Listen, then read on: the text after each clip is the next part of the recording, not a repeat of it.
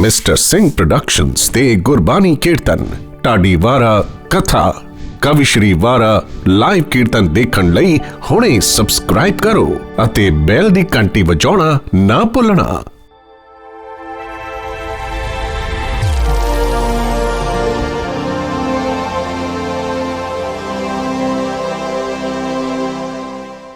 ਹਮ ਚੱਕਰ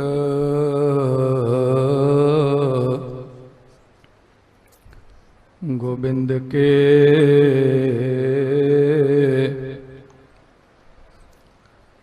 ठाकुर मेरा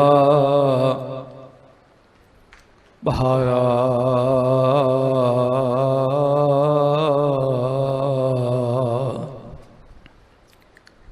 करण करावण सगल विद सो सतगुरु हमारा।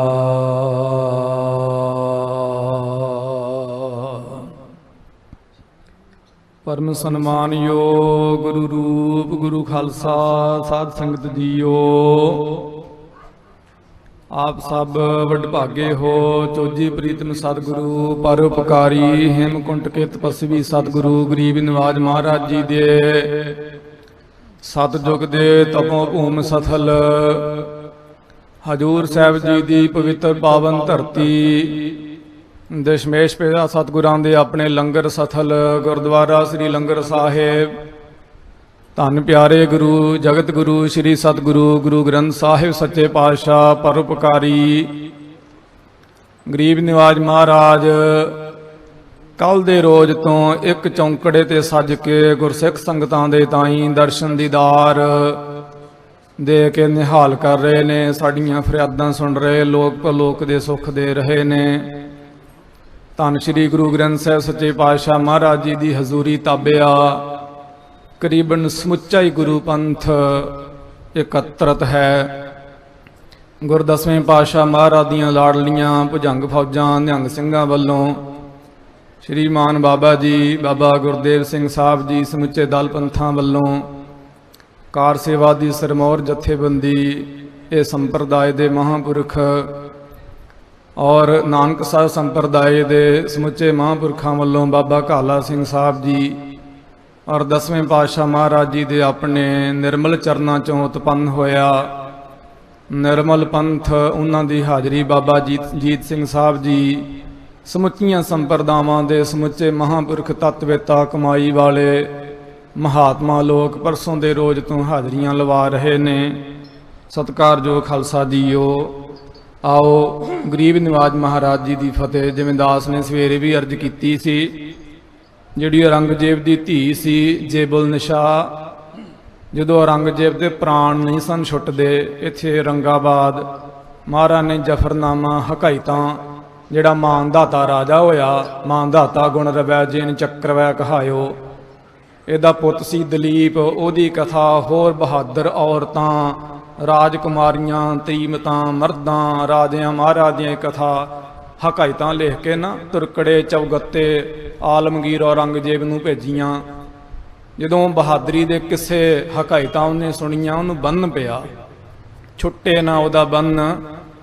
ते महाराज ने कहा सीगा प्राण उदों छुट्टणगे जदों तू फतेह गजावेंगा। इन्हें कहा मैं काफर की फतेह नहीं गजाउणी, मैं काफिर होके मरांगा, क्योंकि औरंगजेब मतस्बी सी, औरंगजेब करामाती सी खालसा जी। औरंगजेब हर रोज़ मक्के की यारत जाता सी, हर रोज़ उत्थे दसवें पातशाह नूं मिले सन, जिथों निहंग सिंह दूसरे तरीके नाल जां पहले तरीके नाल कह लो वो प्रदक्षिणा करते ने। करामाती सी औरंगजेब, बहुत मतस्बी सी, कट्टड़ सी अपने धर्म विच। दसवें पातशाह ने इहदी बाबत ऐसे ऐसे बचन कहे ने, वो कदे कदे लगदा महाराज ने व्यंग दे बाबत कहे ने, कदे कुछ महाराज ने मिलन की भी तमन्ना करी सी। जफरनामे च लिखिया इहदे प्राण नहीं सी छुटदे।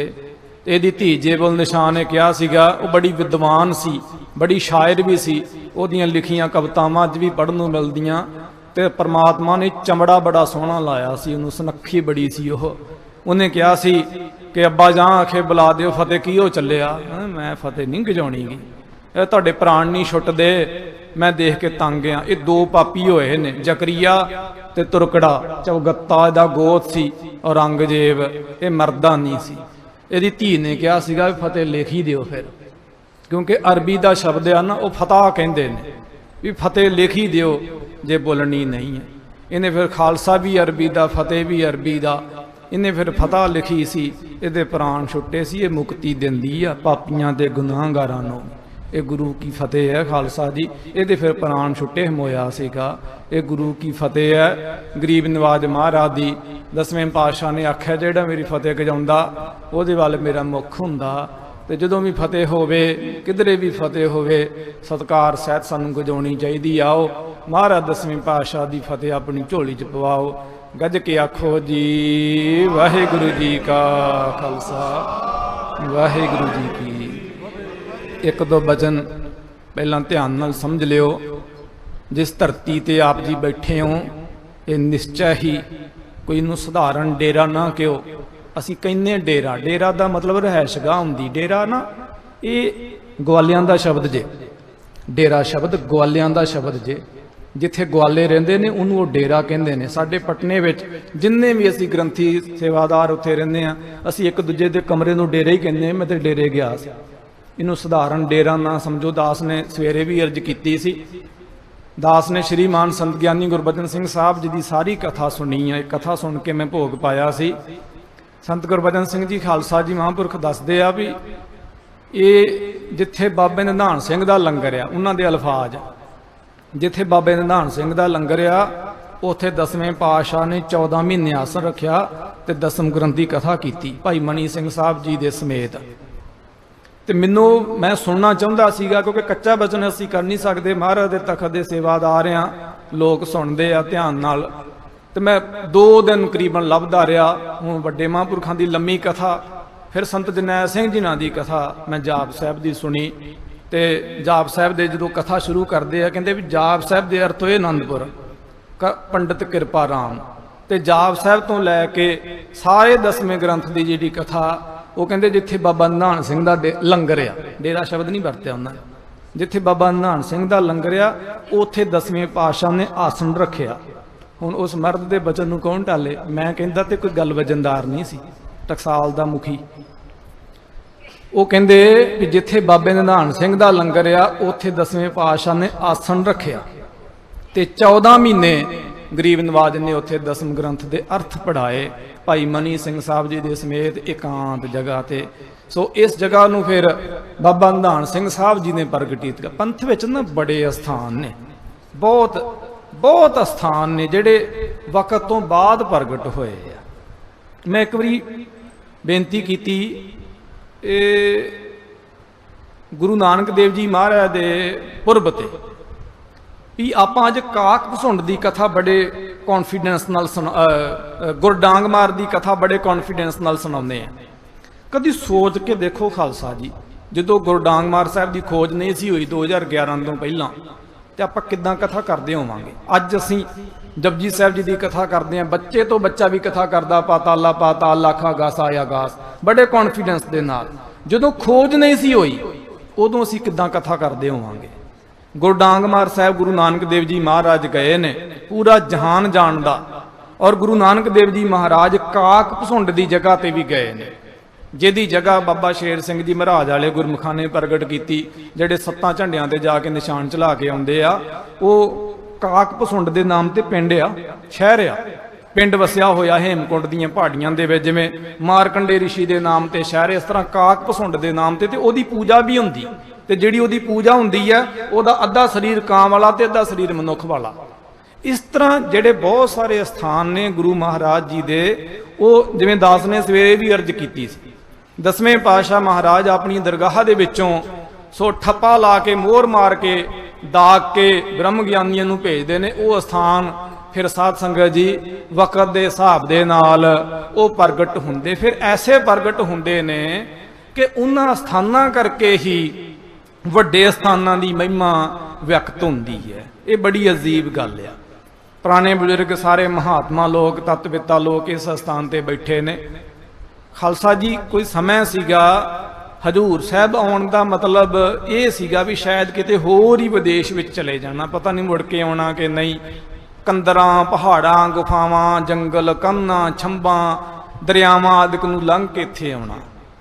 ਜਦੋਂ ਤੋਂ ਮਹਾਂਪੁਰਖ ਬਾਬਾ ਨਿਧਾਨ ਸਿੰਘ ਸਾਹਿਬ ਜੀ ਨੇ ਚਰਨ ਪਾਏ, ਫਿਰ ਪੰਜਾਬ ਦਾ ਇਸ ਜਗ੍ਹਾ ਦੇ ਨਾਲ ਹੌਲੀ ਹੌਲੀ ਸੰਬੰਧ ਜੁੜਿਆ। ਪਹਿਲਾਂ ਇਸ ਜਗ੍ਹਾ ਦਾ ਪੰਜਾਬ ਦੇ ਨਾਲ ਕੋਈ ਵਿਸ਼ੇਸ਼ ਸੰਬੰਧ ਨਹੀਂ ਸੀ, ਭਾਵੇਂ ਇੱਥੇ ਹਜੂਰੀ ਖਾਲਸਾ ਸੀ।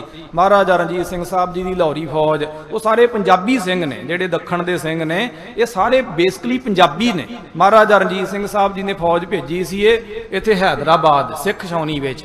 ਹੈਦਰਾਬਾਦ ਵਾਲੇ ਸਿੱਖਾਂ ਨੇ ਨਾਨਕ ਝੀਰਾ ਆਜ਼ਾਦ ਕਰਾਇਆ, ਉਹਨਾਂ ਦਾ ਹੀ ਖਾਨਦਾਨ ਇੱਥੇ ਸਾਰਾ ਹਜੂਰ ਸਾਹਿਬ ਮੌਜੂਦ ਆ। ਨਿਸ਼ਚੈ ਹੀ ਉਹ ਸਾਰੇ ਸਿੰਘ ਮਹਾਰਾਜਾ ਰਣਜੀਤ ਸਿੰਘ ਸਾਹਿਬ ਜੀ ਦੀ ਫੌਜ ਸੀ, ਪਰ ਸੰਬੰਧ ਨਹੀਂ ਸੀ। ਸਭ ਤੋਂ ਪਹਿਲਾਂ ਹਜੂਰ ਸਾਹਿਬ ਆਇਆ ਸੀ 2005 ਵਿੱਚ। ਉਦੋਂ ਬਾਬਾ ਨਰਿੰਦਰ ਸਿੰਘ ਸਾਹਿਬ ਜੀ ਮਹਾਂਪੁਰਖਾਂ ਨੂੰ ਸੇਵਾ ਮਿਲੀ ਸੀ ਅਜੇ। ਬਾਬਾ ਸੀਸਾ ਸਿੰਘ ਸਾਹਿਬ ਜੀ ਨੇ ਸਰੀਰ ਛੱਡਿਆ, ਉਦੋਂ ਅਸੀਂ 12 ਕੁ ਸਾਲਾਂ ਦੇ ਭਚੰਗੀ ਸੀ। ਇੱਥੇ ਥੋੜਾ ਬਹੁਤਾ ਸੇਵਾ ਸਿਮਰਨ ਜਿੰਨਾ ਕੁ ਮਹਾਰਾਜ ਨੇ ਕਰਾਇਆ, 2 ਚਲੀਸੇ ਇੱਥੇ ਅਸੀਂ ਕੱਟ ਕੇ ਗਏ। ਉਸ ਤੋਂ ਬਾਅਦ ਮੈਂ 11 ਚ ਕੁਝ ਸਮਾਂ ਇੱਥੇ ਦਰਸ਼ਨ ਦੀਦਾਰ ਹੋਏ, ਮਹਾਰਾਜ ਦੇ ਸੇਵਾ ਹੋਈ।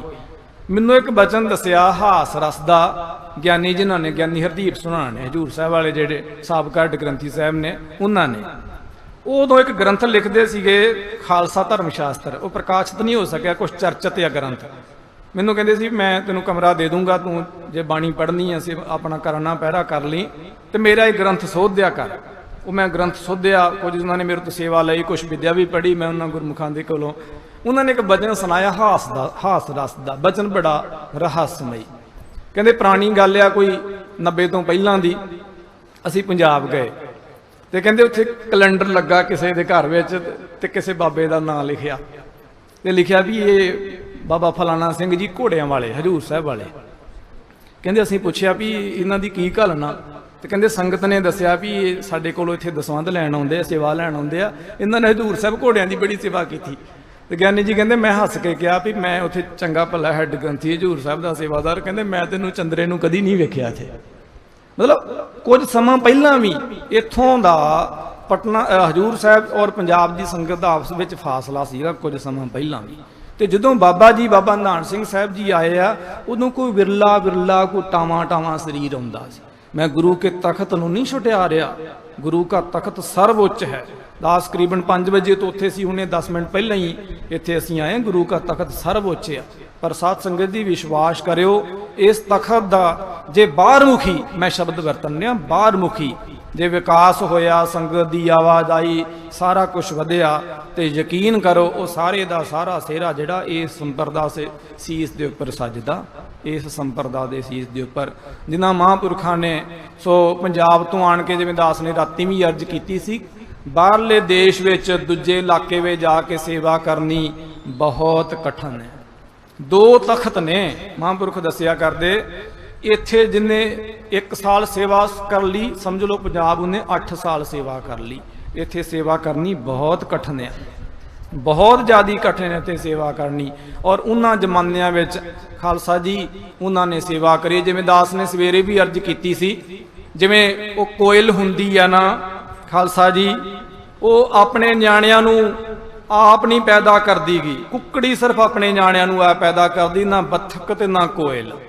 ਜਦੋਂ ਉਹਦੇ ਬੱਚੇ ਪੈਦਾ ਹੋਣੇ ਹੁੰਦੇ ਆ, ਆਂਡਿਆਂ ਨੂੰ ਚੁੱਕਦੀ ਹੈ ਚੋਰੀ। ਜਦੋਂ ਕਾਂ ਗਿਆ ਹੁੰਦਾ ਰੋਟੀ ਟੁੱਕ ਵਾਸਤੇ, ਤੇ ਜਾ ਕੇ ਉਹ ਕਾਂ ਦੇ ਆਲਣੇ ਵਿੱਚ ਉਹਨੂੰ ਸੁੱਟ ਦਿੰਦੀ ਹੈ, ਕਿ ਕਿਉਂਕਿ ਉੱਦਾਂ ਕਾਂ ਐਡਾ ਚੰਦਰਾ ਜਾਨਵਰ ਆ, ਦੂਜੇ ਜਾਨਵਰਾਂ ਦੇ ਆਂਡੇ ਖਾਂਦਾ ਜੇ, ਕਬੂਤਰੀ ਦੇ ਵੀ, ਔਰ ਇਸੇ ਪ੍ਰਕਾਰ ਘੁੱਗੀ ਔਰ ਚਿੜੀ ਆਦਿਕ ਦੇ ਉਹ ਆਂਡੇ ਖਾ ਜਾਂਦਾ, ਖੁੰਖਾਰ ਜਾਨਵਰ। ਪਰ ਉਹਦੇ ਆਪਣੇ ਆਂਡੇ ਕੋਇਲ ਖਾ ਜਾਂਦੀ। ਵੇਖੋ ਬਾਣੀ 'ਚ ਇੱਕ ਬਚਨ ਹੁੰਦਾ ਮਹਾਰਾਜ ਦੇ, ਜਬ ਹੀ ਸਿਆਰ ਸਿੰਘ ਕੋ ਖਾਏ। ਜਿਹੜਾ ਸਿਆਰ ਹੁੰਦਾ ਨਾ, ਸਿੰਘਾਤਾ ਵੀ ਸ਼ਬਦ ਹੁੰਦਾ, ਸਿੰਘ ਨੂੰ ਹਤਨ ਵਾਲਾ, ਬੰਤਰ ਚੀਤੇ ਅਰ ਸਿੰਘਾਤਾ, ਉਹ ਸ਼ੇਰ ਦਾ ਵੀ ਸ਼ਿਕਾਰ ਹੁੰਦਾ ਜੇ। ਇੱਥੇ ਸ਼ਿਕਾਰੀਆਂ ਦੇ ਸ਼ਿਕਾਰ ਕਰਨ ਵਾਲੇ ਵੀ ਬੰਦੇ ਹੁੰਦੇ, ਵੀ ਤੁਹਾਨੂੰ ਦੱਸ ਦਈਏ, ਜਿਹੜੇ ਦੁਨੀਆ ਨੂੰ ਸੋਧਦੇ ਆ ਨਾ, ਉਹਨਾਂ ਨੂੰ ਵੀ ਸੋਧਣ ਵਾਲੀ ਦੁਨੀਆ ਹੁੰਦੀ। ਇਹ ਕਾਂ ਜਿਹੜਾ ਹੈ ਦੂਸਰਿਆਂ ਦੇ ਜਾਨਵਰਾਂ ਦੇ ਬੱਚੇ ਖਾਂਦਾ, ਤੇ ਜਿਹੜੀ ਕੋਇਲ ਆ ਉਹ ਆਪਣੇ ਬੱਚੇ ਜਾ ਕੇ ਇਹਦੀ ਆਲਣੇ ਵਿੱਚ ਰੱਖ ਦਿੰਦੀ ਹੈ। ਤੇ ਜਦੋਂ ਉਹ ਬਚਨ ਬੋਲਦੀ ਹੈ, ਆਵਾਜ਼ ਬੋਲਦੀ ਹੈ, ਤੇ ਕੋਇਲ ਦੇ ਬੱਚੇ ਉੱਡ ਕੇ ਆਪੇ ਉਹਦੀ ਗੋਦ ਵਿੱਚ ਚਲੇ ਜਾਂਦੇ। ਮੈਂ ਬੇਨਤੀ ਇਹ ਕਰਨਾ ਚਾਹੁੰਦਾ, ਸਾਡੇ ਪੰਥ ਵਿੱਚ ਬਹੁਤ ਸਾਰੇ ਐਸੇ ਮਹਾਤਮਾ ਤਤਵਿਤਾ ਲੋਕ ਹੋਏ ਨੇ ਜਿਨ੍ਹਾਂ ਨੇ ਸਰਕਾਰੀ ਨੌਕਰੀਆਂ ਕੀਤੀਆਂ ਨੇ। ਉਹ ਨੌਕਰ ਦੁਨੀਆ ਨੇ ਸਮੇਂ ਦੇ ਹਿਸਾਬ ਦੇ ਨਾਲ ਆਪਣੇ ਉਹਨਾਂ ਨੂੰ ਬਣਾ ਲਿਆ, ਪਰ ਉਹ ਚਾਕਰ ਗੁਰੂ ਕੇ ਸਨ। ਚਾਕਰ, ਨੌਕਰ ਤੇ ਚਾਕਰ ਵਿੱਚ ਫਾਸਲਾ ਸਾਨੂੰ ਅਰਥ ਪੜਾਏ ਚਾਕਰ ਦੇ। ਚਾਕਰ ਉਹ ਜਿਹੜਾ ਚਾਅ ਨਾਲ ਸੇਵਾ ਕਰਦਾ ਹੈ।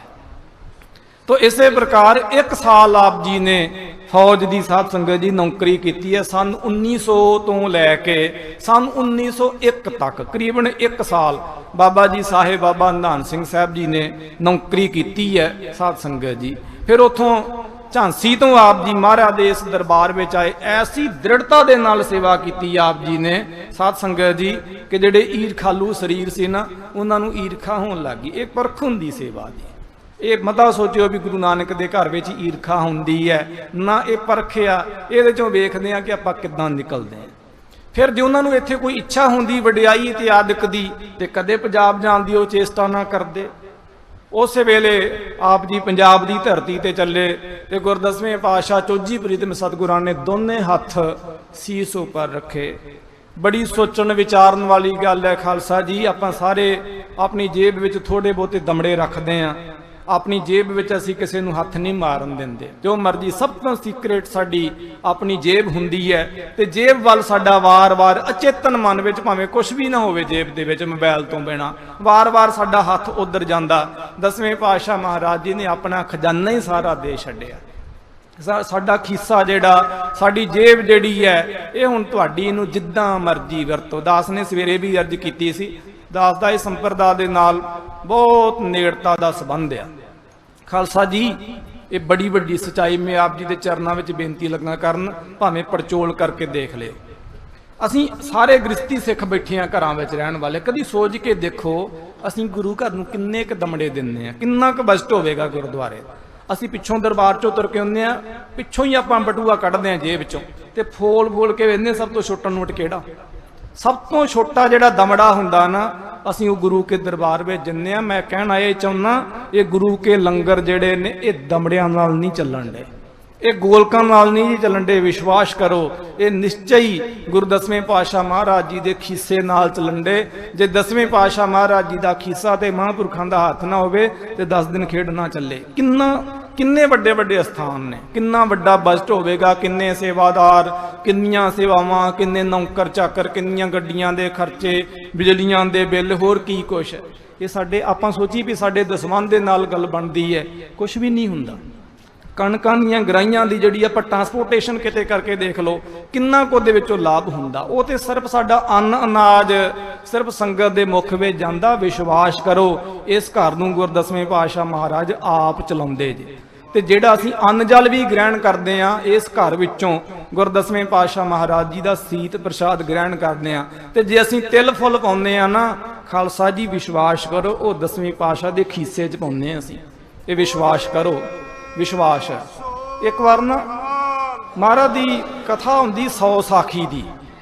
100 ਸਾਖੀ ਦਸਵੇਂ ਪਾਤਸ਼ਾਹ ਮਹਾਰਾਜ ਦੀ ਇੱਕ ਐਸੀ ਲਿਖੀ ਹੋਈ ਰਚਨਾ ਵਾ। ਇਹ ਨਾ ਜਿਹੜੇ ਫਰੰਗੀਏ ਸੀਗੇ, ਬਾਂਦਰ ਮੂਹੇ ਲਿਖਿਆ ਮਾਨ ਨੇ 100 ਸਾਖੀ 'ਚ। ਐਡੀ ਪਿਆਰੀ ਉਹਦੇ 'ਚ ਕਥਾ ਹੁੰਦੀ। ਦਾਸ ਨੇ ਉਹਦੀ ਕਥਾ ਕੀਤੀ 2016 'ਚ। ਬੜੇ ਬੜੇ ਅਜੀਬ ਬਚਨ ਆਉਂਦੇ। 100 ਸਾਖੀ ਕਹਿੰਦੇ ਤੁਹਾਡਾ ਚਿੱਤ ਕਰੇ ਕੁਛ ਪੜ੍ਹਨ ਨੂੰ, ਤੇ 100 ਸਾਖੀ ਮੈਂ ਬੇਨਤੀ ਕਰਾਂ ਜ਼ਰੂਰ। ਜਿਹੜੇ ਨਾਮਧਾਰੀ ਮਹਾਂਪੁਰਖ ਨੇ ਨਾ, ਗੁਰਮੁਖ ਰੱਬ ਦੇ ਪਿਆਰੇ, ਇਹ ਸ੍ਰੀ ਗੁਰੂ ਗ੍ਰੰਥ ਸਾਹਿਬ ਸੱਚੇ ਪਾਤਸ਼ਾਹ ਨੂੰ ਆਪਣਾ ਇਸ਼ਟ ਨਹੀਂ ਮੰਨਦੇ ਕਿ ਸਾਨੂੰ ਪਤਾ, ਪਰ ਉਹ 100 ਸਾਖੀ ਨੂੰ ਨਮਸਕਾਰਾਂ ਕਰਦੇ।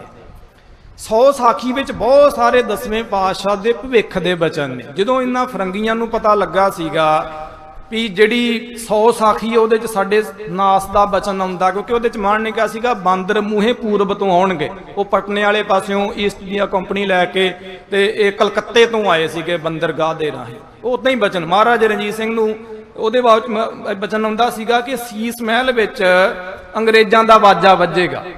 ਮਹਾਰਾਜਾ ਸਾਹਿਬ ਨੇ ਲੰਦਨ ਵਿੱਚੋਂ ਵਾਜਾ ਲਿਆ ਕੇ ਤੂਤੀਆਂ ਜਿਹੜੀਆਂ ਵਿਆਹਾਂ 'ਚ ਵੱਜਦੀਆਂ ਨੇ, ਇਹ ਅੰਗਰੇਜ਼ਾਂ ਗੋਰੀਆਂ ਦੀ ਕਾਢ ਆ। ਉੱਥੋਂ ਲਿਆ ਕੇ ਸ਼ੀਸ਼ ਮਹਿਲ ਵਿੱਚ ਲਾਹੌਰ ਦੇ ਕਿਲੇ 'ਚ ਵਜਾ ਲਿਆ ਸੀ। ਉੱਥੇ ਇਹਨਾਂ ਦਾ ਕਬਜ਼ਾ ਨਹੀਂ ਸੀ ਹੋਇਆ। ਤੇ ਇਹਨਾਂ ਨੂੰ ਸਾਡੇ ਜਿਹੜੇ ਗਦਾਰ ਸੀਗੇ, ਸਿੱਖਾਂ ਦੇ ਗਦਾਰ, ਕਦੀ ਨਹੀਂ ਮਰੇ, ਕਦੀ ਨਹੀਂ ਮਰਨਾ ਗਦਾਰਾਂ ਨੇ। ਵਿਸ਼ਵਾਸ ਕਰਿਓ। ਮੈਂ ਇੱਕ ਬੇਨਤੀ ਕਰਾਂ, ਜਿਹੜੇ ਪੰਥ ਦੇ ਆਗੂ ਬੈਠੇ ਨੇ, ਗਦਾਰਾਂ ਤੋਂ ਕੰਮ ਲੈਣਾ ਸਿੱਖੋ। ਤੁਸੀਂ ਬਹੁਤ ਸਾਰੇ ਮੁਸਲਮਾਨਾਂ ਦੇ, ਮੁਗਲਾਂ ਦੇ ਇਤਿਹਾਸ ਪੜ੍ਹੋ। ਦਾਸ ਨੇ ਮੁਗਲਾਂ ਦਾ ਇਤਿਹਾਸ ਪੜ੍ਹਿਆ, ਦੰਗ ਰਹਿ ਗਿਆ ਪੜ੍ਹ ਕੇ। ਮੁਸਲਮਾਨਾਂ ਵਿੱਚ ਤੇ ਸਿੱਖਾਂ ਵਿੱਚ ਸਭ ਤੋਂ ਵੱਧ ਗਦਾਰ ਹੋਏ ਨੇ, ਸਭ ਤੋਂ ਵੱਧ ਗਦਾਰ। ਮੈਂ ਇੱਕ ਮੁਸਲਮਾਨ ਹਾਕਮ ਦੀ ਹਿਸਟਰੀ ਪੜ੍ਹ ਕੇ ਰੋਮ ਤਰਬਕ ਗਿਆ। ਉਹ ਗਦਾਰਾਂ ਤੋਂ ਕੰਮ ਲੈਂਦਾ ਸੀ, ਗਦਾਰਾਂ ਨੂੰ ਗਲਤ ਜਾਣਕਾਰੀ ਦਿੰਦਾ ਸੀ, ਪਤਾ ਸੀ ਉਹਨੂੰ ਇਹ ਬੰਦਾ ਗਦਾਰ ਹੈ, ਗਲਤ ਜਾਣਕਾਰੀ ਦਿੰਦਾ ਸੀ, ਨਤੀਜੇ ਵਜੋਂ ਦੀਆਂ ਫੌਜਾਂ ਜਿੱਤਦੀਆਂ ਸੀ। ਗਦਾਰਾਂ ਤੋਂ ਕੰਮ ਲੈਣੇ, ਜੇ ਕਿਤੇ ਕੌਮ ਦੇ ਆਗੂ ਸਿੱਖ ਲੈਣ, ਧਰਮ ਨਾਲ ਗੱਲ ਬਣ ਜੇ। ਮੈਂ ਬੇਨਤੀ ਲੱਗਾ ਸੀ ਕਰਨ, ਜਿਹੜੇ ਸਾਡੇ ਗਦਾਰ ਸੀ ਇਹਨਾਂ ਨੇ ਦੱਸਿਆ ਸੀ ਫਰੰਗੀਆਂ ਨੂੰ ਵੀ ਇਹ 100 ਸਾਖੀ ਜਿਹੜੀ ਆ ਨਾ ਇਹ ਸਿੱਖਾਂ ਦਾ ਮਾਰਗਦਰਸ਼ਨ ਕਰਦੀ। ਮੈਂ ਨਹੀਂ ਤੁਹਾਨੂੰ ਕਹਿੰਦਾ ਮੂਵੀ ਵੇਖਿਓ, ਪਰ ਜਿਹੜੀ ਆ ਬਲੈਕ ਪ੍ਰਿੰਸ ਮੂਵੀ ਬਣੀ ਆ ਨਾ, ਮੈਨੂੰ ਕਿਸੇ ਸਿੰਘ ਨੇ ਕਿਹਾ ਤੇ ਮੈਂ ਉਹ ਵੇਖੀ। ਤੁਸੀਂ ਨਾ ਵੇਖਿਓ, ਉਹਨੂੰ ਕੋਈ ਫਾਇਦਾ ਨਹੀਂ ਹੋਣਾ, ਬਾਣੀ ਪੜ੍ਹ ਲਿਓ, ਪਰ ਮੈਂ ਵੇਖੀ ਕਿ ਚਲੋ ਧਰਮ ਦੇ ਪ੍ਰਚਾਰਕ ਆ। ਉਹਦੇ ਵਿੱਚ ਹੀ ਉਹ ਵਾਰ-ਵਾਰ 100 ਸਾਖੀ ਦੀ ਗੱਲ ਕਰਦੇ, ਵਾਰ-ਵਾਰ ਕਿ ਭਵਿੱਖਵਾਕ ਦੀ ਗੱਲ ਕਰਦੇ ਨੇ ਇੰਗਲਿਸ਼ ਵਿੱਚ, ਕਿ ਉਹ ਭਵਿੱਖਵਾਕ ਜਿਹੜਾ ਹੈ ਉਹ ਸਫਲ ਹੋਣਾ ਹੈ। ਅੰਗਰੇਜ਼ ਡਰਦੇ ਸੀ 100 ਸਾਖੀ ਤੋਂ। ਵਿਸ਼ਵਾਸ ਕਰੋ, ਜਿਹੜੇ ਘਰ 'ਚ ਪਤਾ ਲੱਗਦਾ ਸੀ ਨਾ ਕਿ 100 ਸਾਖੀ ਆ, ਲੂਹ ਕੇ ਰੱਖ ਦਿੰਦੇ ਸੀ ਤੂੜੀਆਂ ਵਿੱਚ ਔਰ ਹੋਰ ਥਾਵਾਂ ਤੇ ਲੁਕੋ ਕੇ 100 ਸਾਖੀ ਜਿਹੜੀ ਸੀ ਉਹ ਸੰਭਾਲੀ ਸੀ। ਉਹਦਾ ਸੰਪਾਦਨ ਕੀਤਾ ਪਿਆਰਾ ਸਿੰਘ ਜੀ ਪਦਮ ਜੀ ਨਾਲ ਨੇ, ਪਟਿਆਲਾ ਯੂਨੀਵਰਸਿਟੀ ਵੱਲੋਂ ਛਪੀ ਹੋਈ ਹੈ। ਤੋ ਇਹ 100 ਸਾਖੀ ਦੇ ਕੁਝ ਅੰਸ਼ ਜਿਹੜੇ ਨੇ ਇਹ ਭਾਈ ਸੰਤੋਖ ਸਿੰਘ ਸਾਹਿਬ ਜੀ ਨੇ ਆਪਣੇ ਗ੍ਰੰਥ ਵਿੱਚ ਦਿੱਤੇ ਨੇ। ਮੈਂ ਬੇਨਤੀ ਕਰਨ ਲੱਗਾ ਸੀ 100 ਸਾਖੀ ਦੇ ਬਾਬਤ ਬੜੇ ਰਹੱਸਮਈ ਉਹਦੇ ਚ ਬਚਨ ਹੁੰਦੇ, ਐਸੇ ਬਚਨ। ਵਿਸ਼ਵਾਸ ਰੱਖੋ ਦਸਵੇਂ ਪਾਤਸ਼ਾਹ ਦੀ ਬਾਣੀ ਤੇ। ਸਾਧ ਸੰਗਤ ਜੀ, ਘੋੜਿਆਂ ਦਾ ਔਰ ਅਭਿਆਸ ਕਰੋ ਸ਼ਸਤਰ ਵਿਦਿਆ ਦਾ, ਦਸਵੇਂ ਪਾਤਸ਼ਾਹ ਦੀ ਬਾਣੀ ਪੜੋ। ਮੇਰੇ ਚੋਜੀ ਪ੍ਰੀਤਮ ਦਾ ਇੱਕ ਬਚਨ ਸੱਚ ਹੋਣਾ ਜੇ, ਵਿਸ਼ਵਾਸ ਕਰੇ ਤੇ ਜਦੋਂ ਬਚਨ ਸੱਚ ਹੋਣੇ ਆ ਨਾ, ਇਹ ਗੁਣਤੀਆਂ ਦੇ ਕੋਈ ਮਾਇਨੇ ਨਹੀਂ ਹੋਣੇ, ਉਦੋਂ ਕੁਛ ਵੀ ਮਾਇਨੇ ਨਹੀਂ ਹੋਣੇ। ਮੇਰੇ ਚੋਜੀ ਪ੍ਰੀਤਮ ਸਤਿਗੁਰੂ ਦੇ ਇੱਕ ਬਚਨ ਸੱਚ ਹੋਣੇ ਜੇ, ਜੋ ਮਾਨ ਨੇ 100 ਸਾਖੀ ਵਿੱਚ ਆਖੇ ਨੇ। 100 ਸਾਖੀ ਜੋ ਵੀ, ਕਿਉਂਕਿ ਹਰੇਕ ਧਰਮ ਵਿੱਚ ਆ ਮੁਸਲਮਾਨਾਂ ਵਿੱਚ ਮੁਰਦਾ ਨਹੀਂ ਸਾੜਦੇ, ਉਹ ਵੀ ਭਵਿੱਖਵਾਕ ਤੇ ਵਿਸ਼ਵਾਸ ਰੱਖਦੇ ਨੇ। ਆ ਜਿਹੜਾ ਬੋਧੀਆਂ ਵਿੱਚ ਲਾਮਾ ਬਣਦਾ ਨਾ, ਜਿਹੜਾ ਮੌਜੂਦਾ ਦਲਾਈ ਲਾਮਾ ਵਾ, ਇਹਦੇ ਤੇ ਮੂਵੀ ਬਣੀ ਹੈ, ਉਹਦੇ ਜਿੰਦੇ ਜਾਗਦੇ ਆ, ਉਹਦੀ ਡਾਕੂਮੈਂਟਰੀ ਵੀ ਹੈਗੀ ਇੰਗਲਿਸ਼ ਵਿੱਚ, ਤੁਸੀਂ ਵੇਖ ਸਕਦੇ ਹੋ। ਉਹ ਵੀ ਸਾਰੀ ਭਵਿੱਖਵਾਕ ਦੇ ਉੱਪਰ ਹੀ ਡਿਪੈਂਡਡ ਹੈ, ਸਭ ਭਵਿੱਖਵਾਕ ਦੇ ਉੱਪਰ ਹੀ। ਭਵਿੱਖਵਾਕ ਹੁੰਦੇ ਨੇ, ਗੁਰੂ ਤੇ ਵਿਸ਼ਵਾਸ ਰੱਖੋ। ਸਭ ਬਚਨ ਸੱਚ ਹੋਣੇ, ਤੇ ਖਾਲਸੇ ਦੇ ਰਾਜ ਵਾਲੇ ਵੀ ਬਚਨ ਸੱਚ ਹੋਣੇ ਜੇ। ਦੂਜੇ ਤੀਜੇ ਸੁਣੇ ਸੁਣਾਏ ਬਚਨ, ਸਾਧੂਆਂ ਦੇ ਬਚਨ ਕੀਤੇ ਹੋਏ ਸਭ ਸੱਚ ਹੋਣੇ। ਉਹਦੇ ਚ 100 ਸਾਖੀ ਚ ਭਾਈ ਦਇਆ ਸਿੰਘ ਸਾਹਿਬ ਨਾ ਦਸਵੇਂ ਪਾਤਸ਼ਾਹ ਨੂੰ ਕਹਿੰਦੇ, ਆਖੇ ਮਹਾਰਾਜ ਜੇ ਗੁਰੂ ਸਿੱਖ ਨੂੰ ਦਵੇ ਪੁੱਤ, ਪਿਓ ਪੁੱਤ ਨੂੰ ਦਵੇ ਤੇ ਗੱਲ ਜੱਚਦੀ ਆ, ਪਰ ਸਿੱਖ ਕਿਉਂ ਗੁਰੂ ਨੂੰ ਦਵੇ? ਆਖੇ ਤੁਸੀਂ ਕਹਿੰਦੇ ਦਸਵੰਧ ਦੇਣਾ, ਦਸਵੰਧ ਜਿਹਨੂੰ ਆਪਾਂ ਕਹਿੰਦੇ ਆ ਵੀ ਦਸੌਂਧ ਦੇਣਾ ਸਿੱਖ ਨੇ, ਇਹ ਕਿਉਂ ਦੇਣਾ? ਮਹਾਰਾਜ ਬੜੇ ਮੁਸਕਰਾਏ ਤੇ ਭਾਈ ਦਇਆ ਸਿੰਘ ਸਾਹਿਬ ਜੀ ਨੂੰ ਕਹਿਣ ਲੱਗੇ, ਪਿਆਰੇ ਜੀ, ਕਦੀ ਗੌਰ ਫਰਮਾਉਣਾ, ਅਸੀਂ ਧਰਤੀ ਦੀ ਮਾਂ ਦੀ ਗੋਦ ਵਿੱਚ ਇੱਕ ਦਾਣਾ ਸਿੱਟਦੇ ਆ, ਮਤਾ ਕੋਈ ਸੋਚਿਓ ਕਿ ਅਸੀਂ ਧਰਤੀ ਨੂੰ ਦਿੰਦੇ ਆ ਕੁਛ ਨਾ।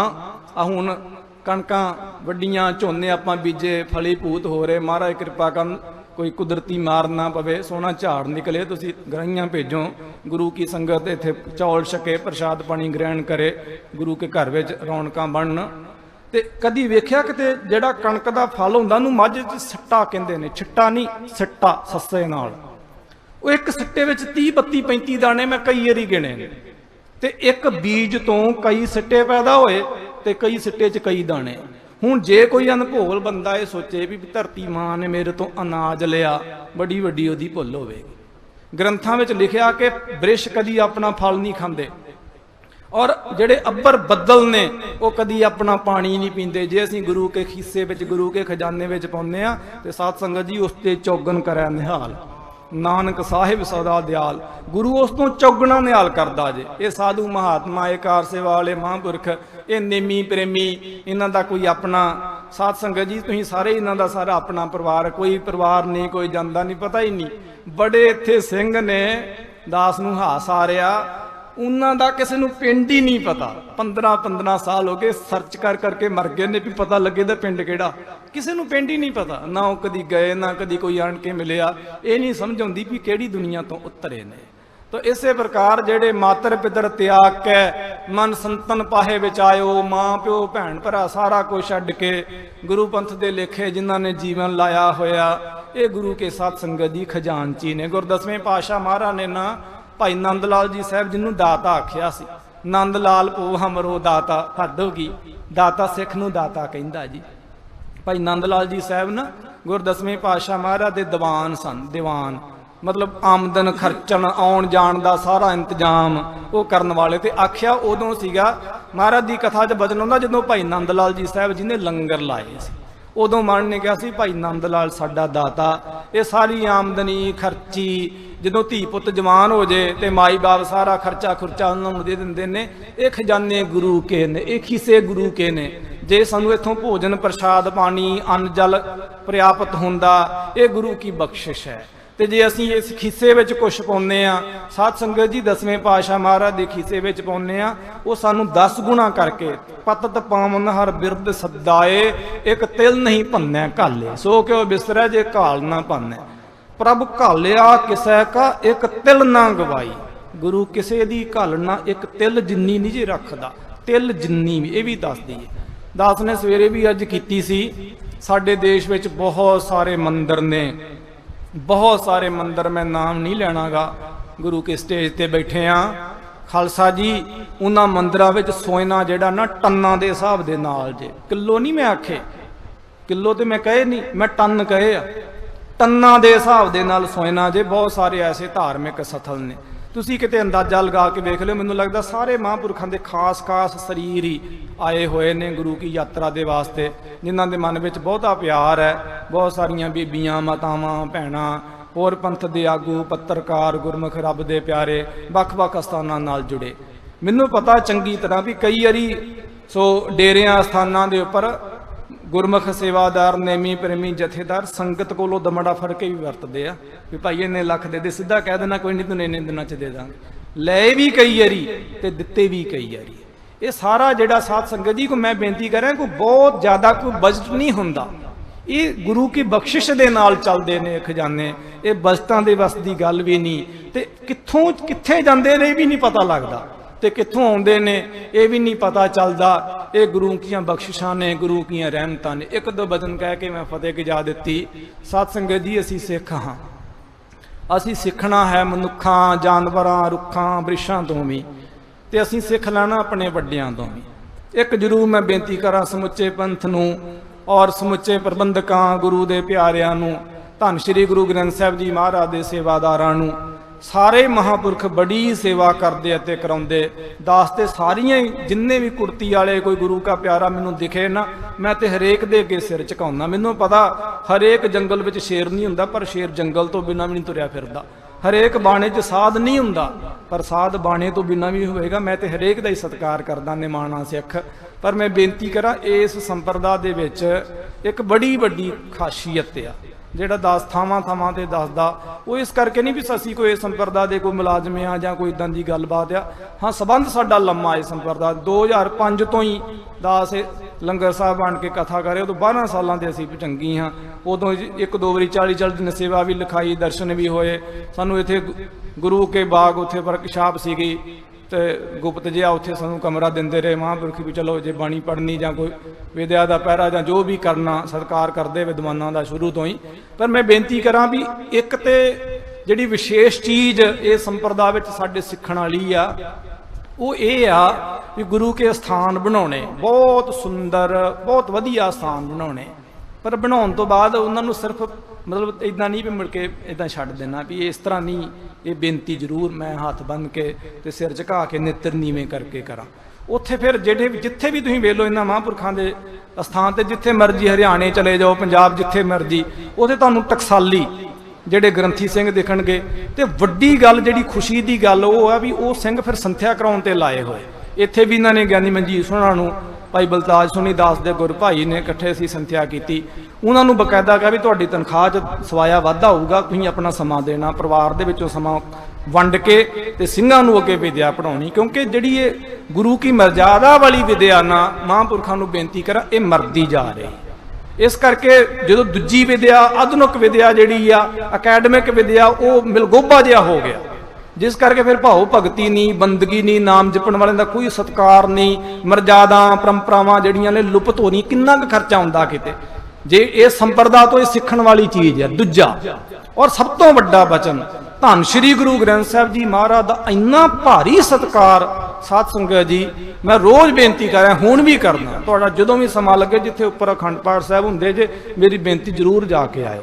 मैं उत्थे कई वारी सादे बाणे 'च गोल परना बन के गया, जो किते चंदोवा चेंज हुंदा होवे ना उदों वेखिओ किते इदां लगदा भी किते कारसे वाले ना हो के किते टकसाल दा कोई स्थान होवे। इन्नी सुचमता, इन्नी मर्यादा, इन्नी परपक्कता, शुद्ध पाठ भी उदां बहुत थावां ते अखंड पाठ चलदे। दास नूं पता दास दा पेशा ही ये है। इत्थे अखंड पाठी लगन नूं साडे अखंड पाठी झकदे जे। इत्थे जिहड़ा पूरा कोई जिन्ने संथਿਆ कीती कोई फरमाइश नहीं, कोई कुछ नहीं।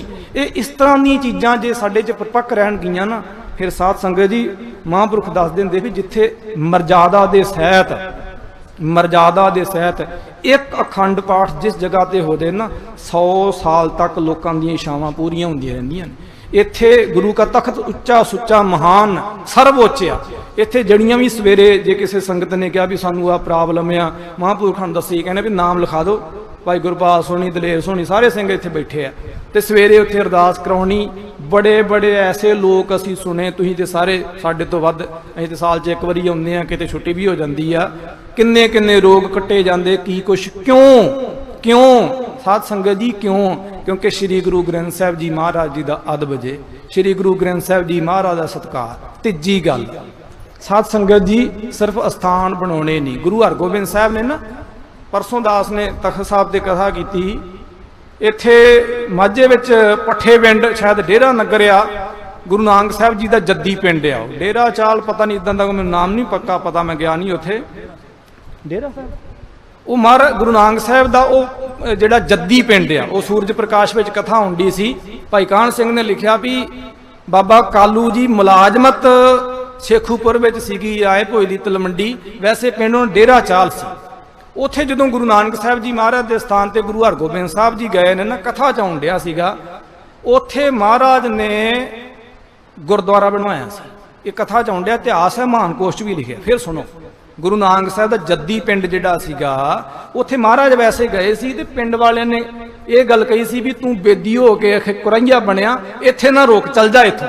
पिंड वाले ने कढ़िया सी। ये आउण डिया, मैनूं नहीं पता भी बाद विच की होया जां किदां, पिंड वाले ने कढ़िया सी। माझे दा वो पिंड आ, इधर चोला साहिब दे साइड ते इतिहास आउण डिया सी, उधर ही होगा जी, माझे विच। हाँ जी, मैं दर्शन नहीं किते ते ओ फिर पट्ठे पिंड, हाँ जी, वो महान पुराना वो पट्ठे पिंड ही पिंड करके लिखिया। मैं बेनती करा भी गुरु के इतिहास में आउंदा भी महाराज ने आप उत्थे गुरुद्वारा बनाया, गुरु हरगोबिंद साहब ने, फिर उत्थे पुजारी छड्डिया। गुरु रामदास मान ने जदों लाहौर गए आ, लाहौर जांदे नहीं, लाहौर नूं सराप ही, फिर लाहौरियां ने आण के बेनती की महाराज आओ, फिर महाराज गए। गुरु की कथा चाहता गुरप्रताप सूरज ग्रंथ विच, उत्थे मान ने एक सेवादार छड्डिया ते ये कहा भी इत्थे कथा कीर्तन होवे, आउण वाले नूं ज्यादा नहीं ते घट्टो घट्ट जल जरूर मिले, ये साडे नाम ते खूह आ। इस तरह भी उन्होंने संभाल भी जिहड़ी विशेष करके किन्ना किते उहदे विच शक्ति साडी वेस्ट हुंदी आ, ये इस संप्रदाय दी जिहड़ी विशेषता। तीजी मैं बेनती लगा सीगा, करण संत करतार सिंह जी खालसा जी महापुर कहंदे हुंदे सीगे कि वो साध अन्ने मत दा साध जरूर होवेगा, पूर्ण भावें मोक्ष नूं, कल्याण नूं, ब्रह्म ज्ञान निर्वाण नूं पर्याप्त होवे, सदके गुरमत दा साध नहीं होवेगा जदों पंथ ते भीड़ पवे ते चुप करके बैठे। इस संप्रदाय ते इस महापुरख की वडियाई जे असीं पिठ ते भी तारीफ करते हैं, अज सुभावक भी बैठे हुए ने, ना बैठे मैं तां भी कहना ही, जिथे किते पंथ के वड्डे फैसलों की गल आउंदी आ, ये बाबा खुंडा लैके उत्थे खलोता हुंदा जी। भावें किसानी मोर्चे की गल होवे, भावें कोई भी, कोई किसी की परवाह नहीं। इत्थे बड़े बड़े साध संगत जी साडी धर्म की दुनिया में बंदे आ गए ने, धर्म नाल काबज हो के बैठे ते दूजे किसी महापुरख नूं उठण ही नहीं देंदे, किसी होर संप्रदाय नूं उठण ही नहीं देंदे भी बस जो असीं फैसला करांगे उहो ही होना। पर गुरु का सिख बाबा नरेंद्र सिंह साहब जी पंथ लई तगड़े होके विद्या दा, बाणी दा प्रचार प्रसार, ये विशेषताइयां ने। जिथे गुरु का दर्शन उत्थे मन विच इच्छा हुंदी कि चलो आण के जरूर हाजरियां भरीए। गुरु दसवें पातशाह महाराज चोजी प्रीतम सतगुरु बख्शिशां करन, रहमतां करन, ये गुरु का पवित्र स्थान आ। इत्थे महापुरखां ने दस्सिया संत जरनैल सिंह जी ने कि 14 महीने मान ने इत्थे आसन रखिया। इत्थे दसम ग्रंथ साहब की महाराज ने कथा के अर्थ पढ़ाए। भाई मनी सिंह साहब जाप साहब की कथा आनंदपुर साहब हुई आ, उस तो बाद सारे अर्थ मान ने इत्थे पढ़ाए। संत जरनैल सिंह जिन्हां दी रचना उस वचन को कंडैम कर सकता तो कर दे। ये पवित्र गुरु का स्थान है जिन्होंने महापुरखों ने प्रगट किया। गुरु की बख्शिश वरती लास्ट वचन कह के फतेह गजा दी। असी दुध घ्यो तैयार करके अन्न अनाज करके तैयार करके दिंदे आ। गृहस्थियां नूं बेनती आ कि वध तो वध धीआं पुत्त पैदा करो, पंथ का लाभ होवे, पढ़ावो उन्हां नूं। ਪੜ੍ਹਾਵੋ ਲਿਖਾਵੋ, ਪੰਥ ਦਾ ਲਾਭ ਹੋਵੇ। ਜੇ ਤੁਹਾਨੂੰ ਇੱਕ ਦੋ ਹੀ ਧੀ ਪੁੱਤ ਚਾਹੀਦੇ ਆ ਤੇ ਕੋਈ ਗੱਲ ਨਹੀਂ, ਗੁਰੂ ਕੇ ਸੇਵਾ ਦੇ ਵਾਸਤੇ, ਆਪਣੇ ਖਾਨਦਾਨ, ਆਪਣੇ ਸੰਤਾਨ ਟੱਬਰ ਟੋਰ ਦੇ ਭਲੇ ਵਾਸਤੇ ਪੁੱਤਰ ਤਿਆਰ ਕਰੋ। ਉਹਨਾਂ ਦੇ ਜਨਮ ਤੋਂ ਪਹਿਲਾਂ ਬਾਣੀ ਪੜ੍ਹੋ, ਅਰਦਾਸਾਂ ਕਰੋ, ਸਹਿਜ ਪਾਠ ਕਰੋ ਤੇ ਗੁਰੂ ਨੂੰ ਅਰਪਣ ਕਰੋ, ਹਜੂਰ ਸਾਹਿਬ ਅਰਪਣ ਕਰੋ। ਪੰਥ ਦੀਆਂ ਪਰਪਾਟੀਆਂ ਚੱਲਣਗੀਆਂ। ਇੱਕ ਵੀ ਪੁੱਤਰ ਹੋ ਗਿਆ ਸੇਵਾ ਕਰਨ ਵਾਲਾ, ਸਾਧਕ ਸੰਗ ਸਭ ਕੁਲ ਉਧਾਰ ਹੈ, ਸਾਰੀ ਕੁਲ ਦਾ ਉਧਾਰ ਹੋ ਜਾਣਾ। ਕਿੰਨੀ ਇੱਥੇ ਸੇਵਾ ਸਿਮਰਨ, ਕਿਸੇ ਨੂੰ ਸੌਣ ਨਹੀਂ ਦਿੰਦੇ ਇੱਥੇ ਕੋਈ ਕਿੱਦਾਂ ਨਸ਼ੇੜੀ ਹੋ ਜਾਊਗਾ।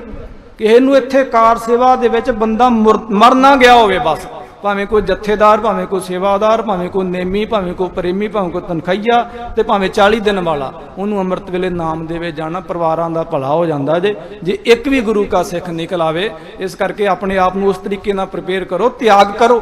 ਜਿਹੜੀ ਵਸਤੂ ਸਾਨੂੰ ਨਹੀਂ ਵੀ ਚਾਹੀਦੀ, ਜੇ ਦੋ ਪੁੱਤ ਚਾਹੀਦੇ ਨੇ ਤੇ ਪੁੱਤਰ ਪੈਦਾ ਕਰਕੇ ਗੁਰੂ ਪੰਥ ਨੂੰ ਦੇਵੋ, ਭਲਾ ਹੋਵੇਗਾ। ਇਹ ਗੱਲ ਭਾਵੇਂ ਕੌੜੀ ਕਸੈਲੀ ਆ, ਹੋ ਸਕੇ ਤੇ ਵਿਚਾਰ ਕਰਿਓ। ਮੇਰੀਆਂ ਭੁੱਲਾਂ ਦਸਵੇਂ ਪਾਤਸ਼ਾਹ ਦੇ ਘਰ ਦਰ ਦਾ ਕੁੱਕਰ ਕੁੱਤਾ ਜਾਣ ਕੇ ਮਾਫ ਕਰਨੀਆਂ। ਬਚਨ ਗੁਰੂ ਕਾ ਬਚਨ ਜਾਣਕਾਰ ਹਿਰਦੇ ਮੁ ਵਸਾਏ ਲੈਣਾ। ਜਿਸ ਕਰਕੇ ਮੇਰਾ ਤੇ ਤੁਹਾਡਾ ਸਮਾਂ ਸਫਲ ਹੋਵੇ। ਅਖੀਰੀ ਫਤਿਹ ਗਜਾਓ ਜੀ। ਵਾਹਿਗੁਰੂ ਜੀ ਕਾ ਖਾਲਸਾ, ਵਾਹਿਗੁਰੂ ਜੀ ਕੀ